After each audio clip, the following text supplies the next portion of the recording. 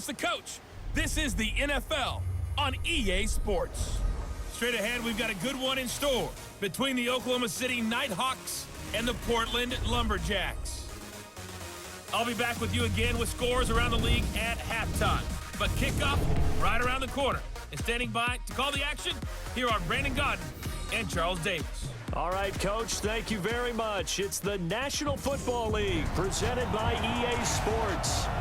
The scene a few moments ago, here it is. It's unlike any other in sport as both teams made their way out of the tunnel.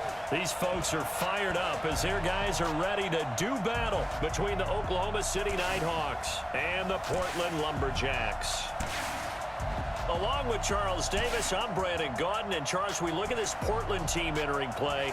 Now, losers their last time out, so they'll look to make amends here. And one of the best ways you can do that is to be at home, and they are. They're going to try and ride that home crowd and that wave of emotion to a victory in this one. Meanwhile, for visiting Oklahoma City, we're in October now, so everybody should be coming into form, shouldn't they? They really should, and what you have now is a full routine established about what you want to get done and full focus on the season.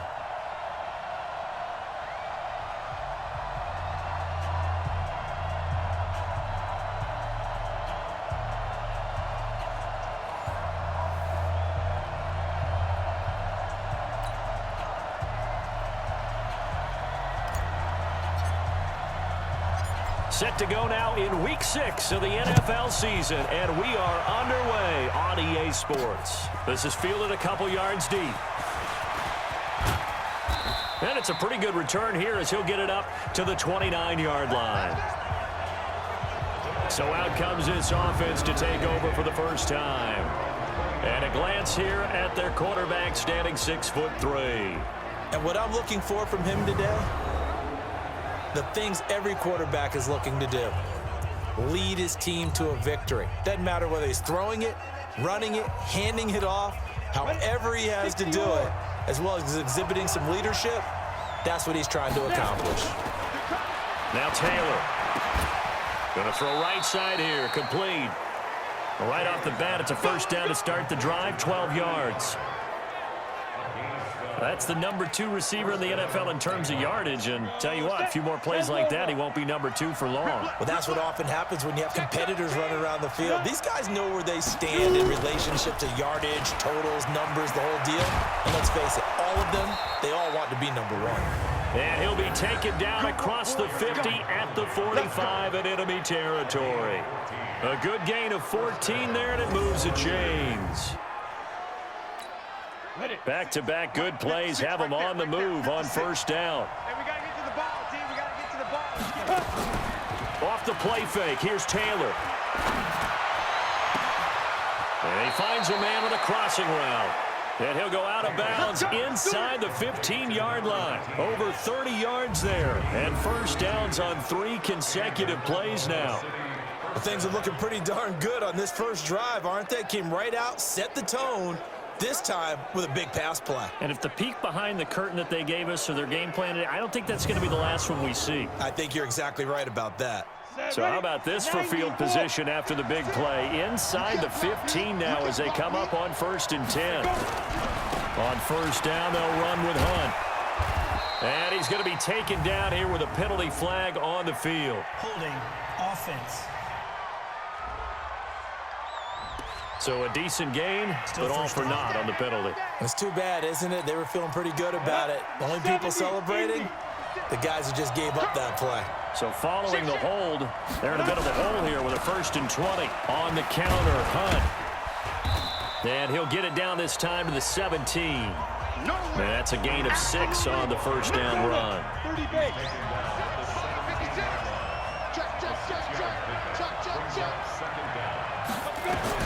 Throwing on 2nd and 14. Taylor throwing over the middle, but it's incomplete.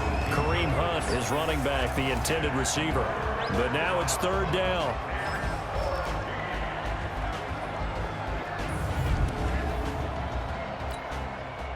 An incomplete pass on that last play, and that means they'll need to come up with something here on 3rd down. Out of the gun, it's Taylor. And a quick throw here, that's complete.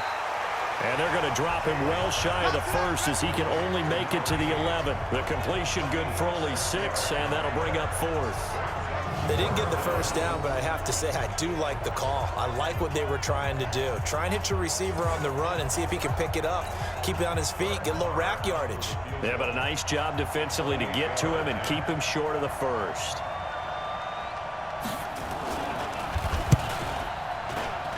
Marr able to put this one through. And the opening drive of the game yields 3.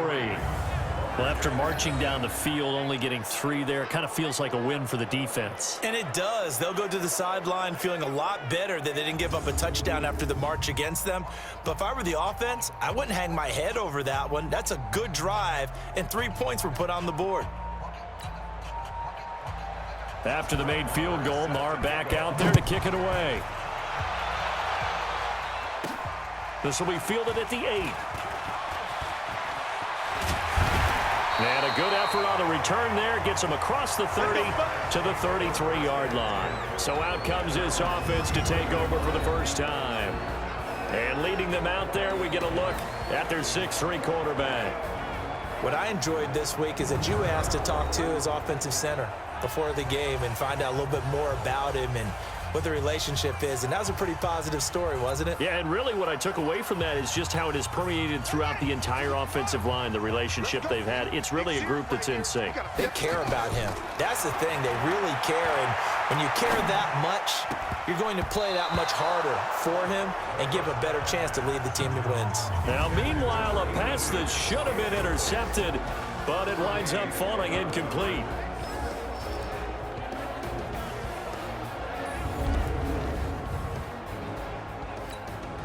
2nd and 10 from the 33-yard line. 2nd and 10.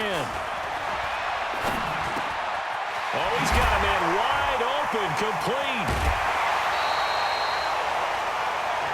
That'll wind up a gain of 27 on the catch and run. They hit that crossing route really well. Excellent timing, puts it right on him, and he keeps running. Yeah, turned it upfield for good yardage.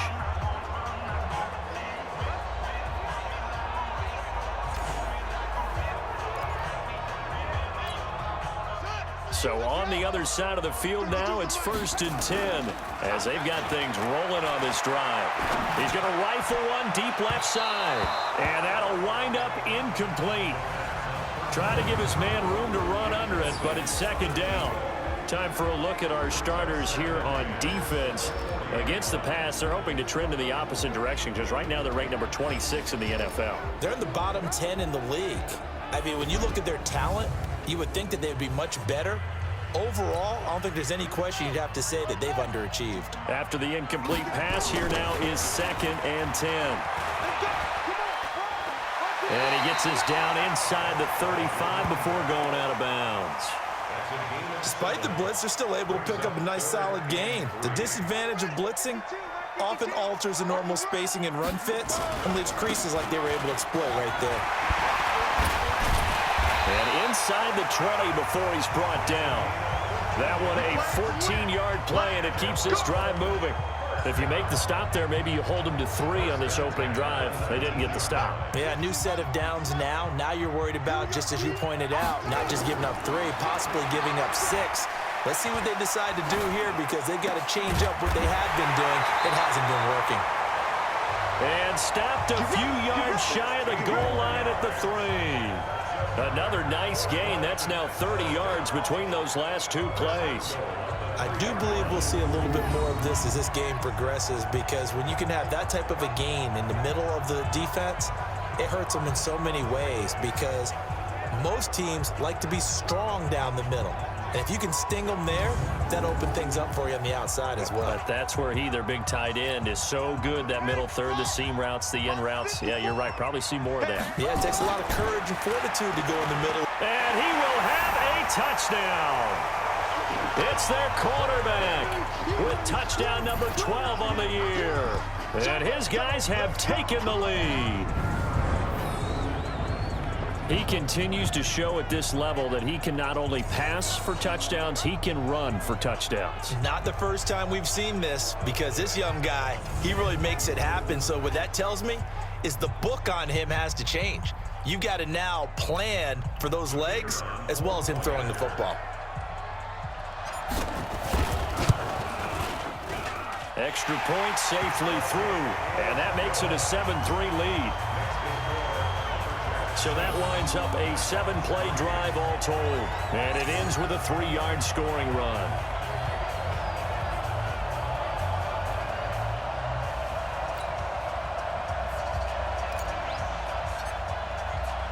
The kickoff unit is out on the field, and they will send this one away. This will be taken to the back of the end zone. And no run back here. This will be a touchback, and it comes out to the 25-yard line. So here are visitors to take over on offense. And last time they got 3 points, but it was a chip shot field goal. And when you go to the sideline after a chip shot field goal, maybe the offense not too happy. It's a balancing act, isn't it? Because you're exactly right. They're none too pleased that they didn't punch it in for 6 points. But they also have to remember they did put points on the board. 3 points is 3 points. And in this league, weaving through traffic, and now he's free. Past the 20. Touchdown. A big play there. His 6th touchdown of the season. And his guys are going to retake the lead. Not a whole lot to recap on that drive. Just one play, 75 yards to the house. Yeah, it's a long way to go. And remember, rarely is it a straight line 75 yards, too. Got to have a little extra in there. So whatever the final number is, a well-deserved seat on the bench, a little oxygen if he wants it as well.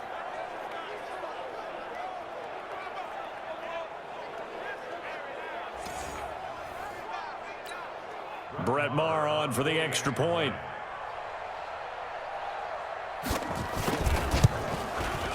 And it's through, and that makes the lead 10-7. One of the shortest drives you'll ever see. One play, 75 yards, 6 points. This one taken from the 7. And a good effort on the return there. Gets him across the 30 to the 33-yard line. So here is the home side to take over on offense. And for them, a touchdown their last go-around. Obviously, they'll be hoping to do that again. And when you start plotting for this drive, when you start thinking to yourself, okay, what are we going to do? You don't go away from what you did before because that worked, but you have to be prepared for wrinkles and counters because you know they'll make some adjustments. So they'll come up 1st and 10 now from the 33. Now a throw right side taken in here to start this drive.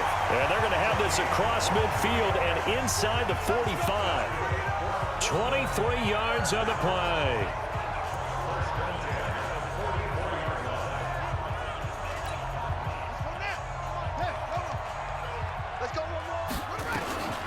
They'll look to throw now on 1st down. Able to get away. But he can't get away forever, and down he goes. Got to give him points for the attempt, but there's just a wave of pressure there. A host of people in the area. Evades a few, but couldn't evade all of them. Now then, after the sack, it'll be interesting to see what they have planned for 2nd and 23. He's going to sling this deep downfield. It's caught at the 10. And it's a big play there as he is finally taken down on what will be a terrific final act of this first quarter. 10-7 our score.